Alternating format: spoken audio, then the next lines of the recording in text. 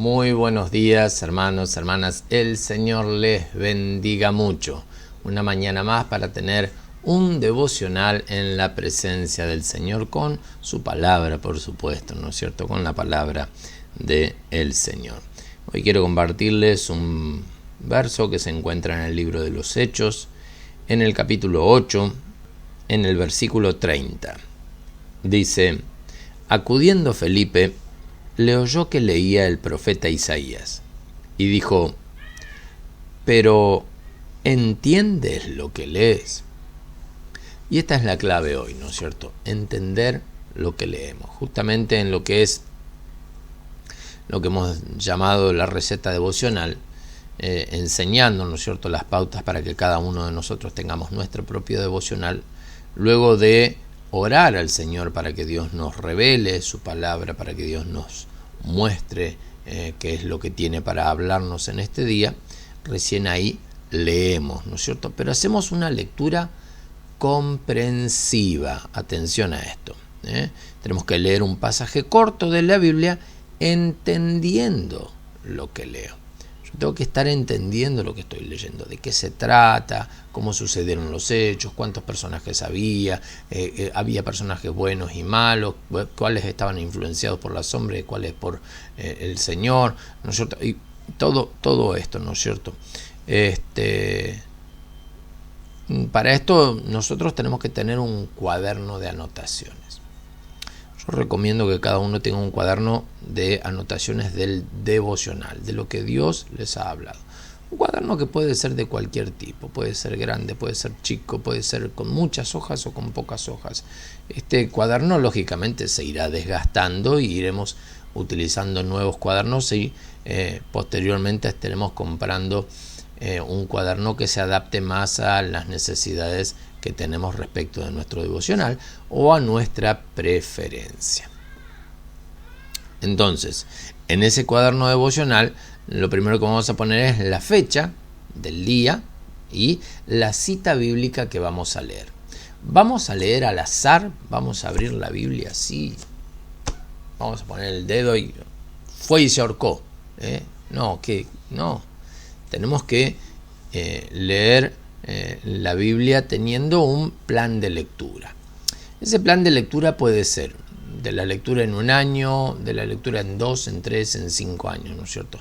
Lo cierto es que, sea de que el plan de lectura sea de la lectura en un año o menos, yo no voy a regirme por esa cantidad de textos que este plan dice para leer, sino lo que voy a hacer es seguir ese cronograma, ¿no es cierto?, para no estar haciendo una lectura al azar, sino que vaya teniendo una lectura en orden respecto de la palabra del Señor.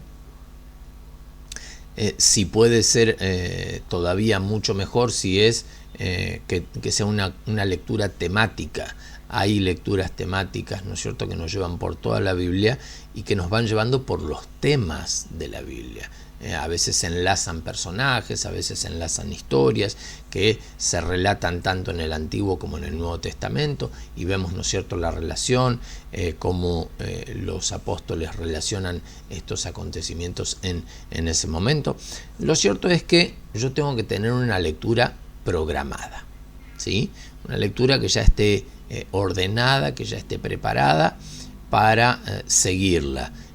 Vuelvo a decir, no voy a leer los 3 o 4 capítulos o 5 incluso, que tocaría leer, llegado el caso de que alguien que tenga que hacer la lectura en un año. Lo que voy a hacer es tomar un pasaje. ¿Qué es un pasaje? Un pasaje puede ser una historia. Una historia puede estar abarcando en el Antiguo Testamento unos 10, 12, 15 versículos y en el Nuevo Testamento probablemente mucho menos. Hay pasajes que tienen 4 o 5 versículos. Ahora, a ese pasaje yo tengo que estudiarlo para tener esa lectura comprensiva. Por ello tengo que leer más de una vez, tengo que hacer un par de preguntas a ese texto, ¿no es cierto? Anotar qué es lo que me llamó la atención. Para no hacer anotaciones en la Biblia, para eso tenemos este cuaderno, ¿no es cierto? ¿Cuál es la idea principal de lo que hemos leído? ¿De qué se trata? ¿Cuáles son las palabras clave y su significado? ¿Qué significa este pasaje para mi vida? ¿Es algo importante? ¿En qué afecta mi vida? ¿Me siento identificado? ¿Cuál es la enseñanza? ¿Qué enseñanza nos deja este pasaje o esta historia?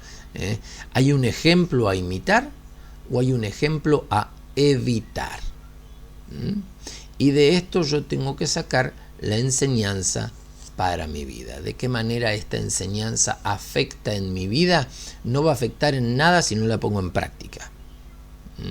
Va a afectar justamente cuando yo ponga por obra esta enseñanza. Yo tengo que entender que, esto es algo que lo hemos dicho anteriormente, en mi devocional yo tengo un encuentro con Dios en el cual Dios me va a hablar a mí, me va a dar un mensaje, me va a dar una directiva a través de su palabra, que es la palabra profética más fiel que tenemos.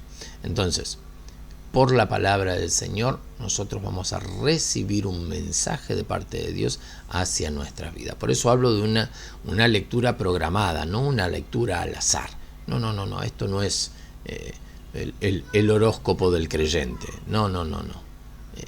Un devocional es una lectura programada en la cual yo voy aprendiendo de la palabra del Señor, voy asimilando sus enseñanzas y a su vez voy tomando esto como un mensaje de parte de Dios para mi vida. ¿Para qué? Para que yo lo aplique, para que yo lo ponga por obra, para que yo empiece a vivir la palabra del Señor.